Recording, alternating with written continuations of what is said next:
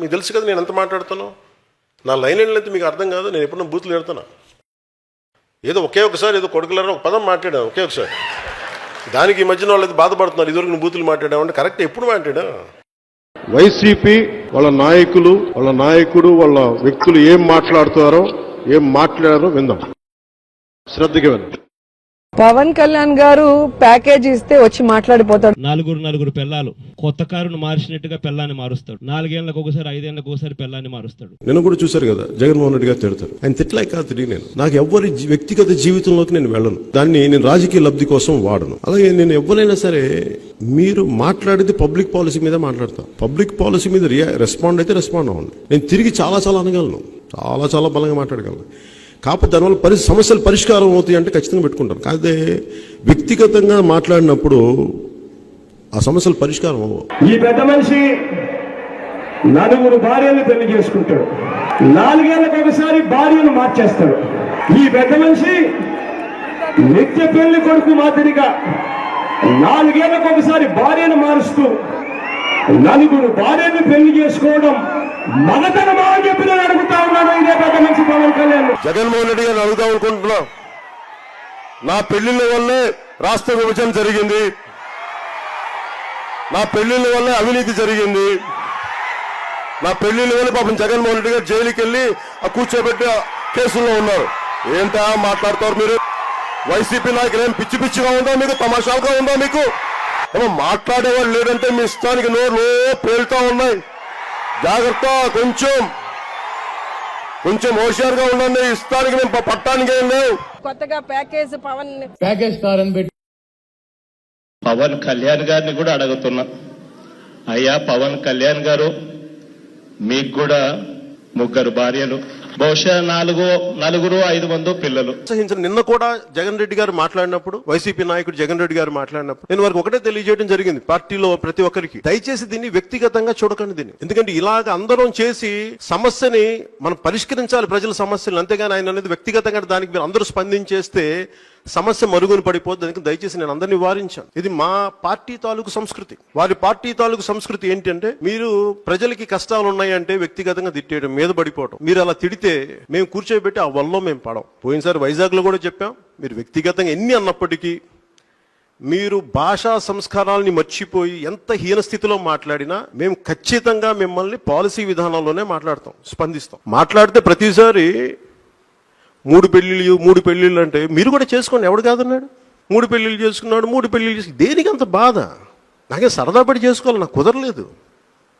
ప్రతిదాన్ని మేము అడిగిందని సరిగ్గా స్పందించండి, ఒక పద్ధతిగా మాట్లాడండి.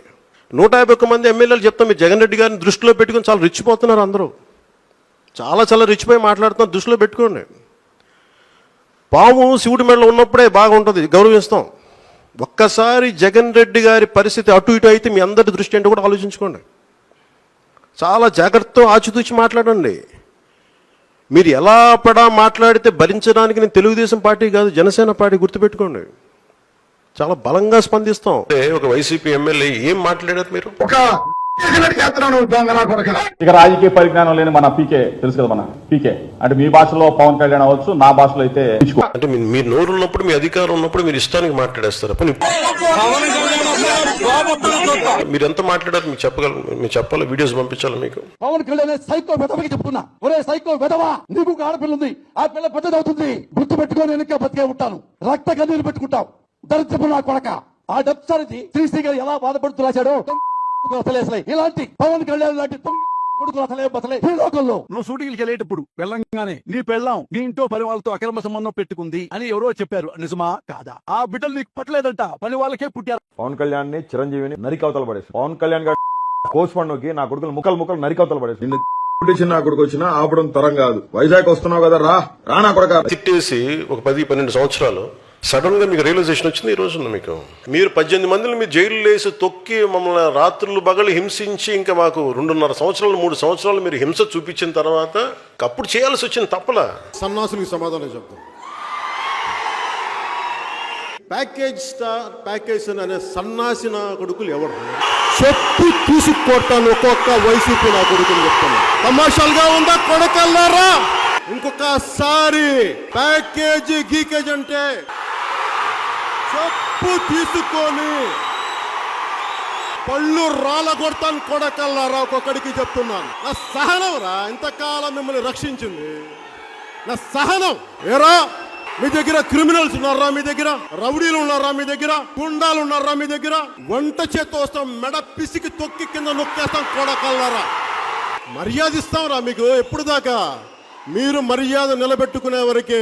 మాట్లాడితే 3 పెళ్లిళ్ళు చేసుకున్నాం అంటే ఒక్కరిని పెళ్లి చేసుకుని 30 స్టెప్నీలతో తిరిగే సన్నాసులున్నారా? మీకేంట్రా నేను చెప్పి ఎదవల్లారా.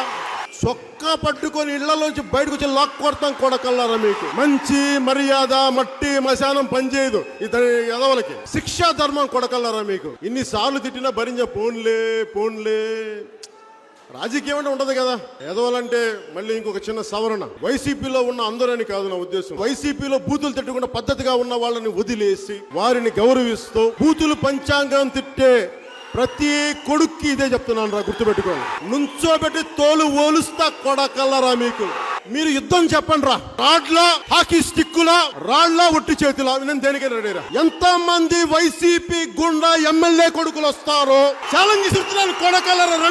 రెండు బయటికి కొడకల్లరా. తోలు తీస్తాను ఒక్కొక్క నా కొడుకు ఎక్కువ మాట్లాడితే. ఇప్పుడు ఇదాకా పవన్ కళ్యాణ్ తాలూకు మంచితనం చూశారు కొడకల్లరా. మీరు సహనం చూశారు, మీరు మంచితనం చూశారు, మీరు వాడి సహృదయత చూశారు మీరు. నేను కూడా నా రాజ్యాంగం భారత రాజ్యాంగం కల్పించిన హక్కుని భావ ప్రకటనని ఈ విధంగా నేను కూడా స్వేచ్ఛగా ప్రకటిస్తున్నాను. అప్పుడు కూర్చొని శాంతి వచ్చిన చెప్పండి, సంతోషం అండి, చాలా ఆనందంగా ఉందని మీరు తిట్టినందుకు చెప్తాం. అదే చేస్తాం.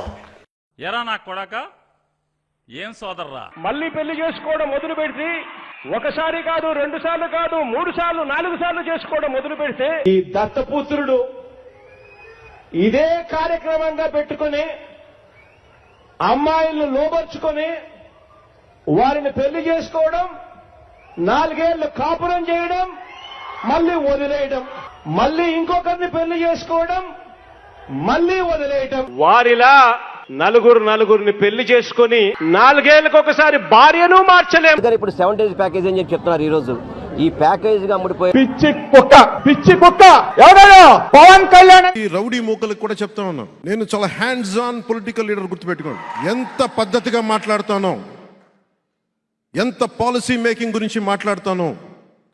మీరు గొడవలకి సై అంటే దానికి రెండింతలు సై అని చెప్తాను. గుర్తుపెట్టు. చాలా పద్ధతిగా మాట్లాడతాం, చాలా దిగి మాట్లాడతాం, మర్యాద ఇచ్చి మాట్లాడతాం. నేను మర్చిపోయాం అనుకుంటున్నావా? పెళ్లి కాగానే 4 ఏళ్లకు ఒకసారి 5 ఏళ్లకు ఒకసారి కార్లు మార్చేసినట్టుగా భార్యలను వదిలేసి ఇప్పుడు నియోజకవర్గాల్ని కూడా అలా ఓకగా వదిలేస్తా ఉన్నావు. ఏం మనిషివయ్యా నువ్వు అని చెప్పి ఆయనను అడిగా. వాళ్ళు ఎవరితో నాకు కోపాలు ఉండవు వాళ్ళ మీద. కాకపోతే ఏముండదు, వాళ్ళ విధి విధానాల మీద నాకు విసుగుంటుంది. నేను ఏదైనా పాలసీ గురించి మాట్లాడుతున్నప్పుడు వ్యక్తిగత జీవితాలని హననం చేయటం, పర్సనల్గా అటాక్లు చేయటం, దీనివల్ల ఏమైపోద్దంటే ఒకసారి నేను గట్టిగా ఉండమని చెప్తాను. అదే మెత్తగా ఉండాలి, కానీ మరీ ఇంకా మౌనంగా ఉన్నా ఒకసారి వాళ్ళకి పేటరేగిపోతూ ఉంటారు. ఒకసారి మనం కూడా కొన్నిసార్లు కొన్ని సందర్భాల్లో చాలా ధీటుగా సమాధానం చెప్పాల్సిన అవసరం ఉంది. ఎదుటి వ్యక్తి మాట్లాడే విధానాన్ని బట్టి మనం కూడా చెప్పాల్సి వస్తుంది. అదే ఇష్టం వచ్చినట్టు గీత దాటే కూడా అదే చెప్పేది అదే కదా. గీత దాటం అంటే మళ్ళీ మనం వైసీపీలో అయిపోతాం, మళ్ళీ మనల్ని అసహించుకుంటే అల్ల కాదని చెప్పేది. ఎవడికి ఎంత శిక్ష పడాలో అది అందరూ ఆనందించి కరెక్ట్గా మాట్లాడాడు అనిపిస్తుంది. అంటే శిక్ష వేస్తే ఎలా ఉండాలి అంటే మాట్లాడితే ఎలా తూకం వేసినట్టు ఉండాలి. అంటే ఒక అక్షరం మొక్క ఎక్కువ ఉండకూడదు, ఒక అక్షరం మొక్క తక్కువ ఉండకూడదు, కరెక్ట్ కొట్టడం వల్ల. పాలసీ ప్రకారం మీరు ఖచ్చితంగా విమర్శించండి, మేము కరెక్ట్ చేసుకుంటాం. మీరు మమ్మల్ని విమర్శిస్తే మీరు ఏ తప్పులు చెప్తున్నారో పాలసీలు అవి కరెక్ట్ చేసుకొని నెక్స్ట్ టైం మేము రావడానికి ప్రయత్నం అదే కదా చేస్తాం. మేము తప్పులు చెప్పాలి, మాకు తప్పులు చేస్తే మా తప్పులు సరిదిద్దుకుంటాం. అలా కాకుండా మీరు కూర్చోబెట్టి మీరు ఇష్టానికి తిట్టేస్తున్నాం ఇది అని అంటే అది సబబు అనిపించుకోదండి. వైసీపీ నాయకులందరికీ చెప్తున్నాను.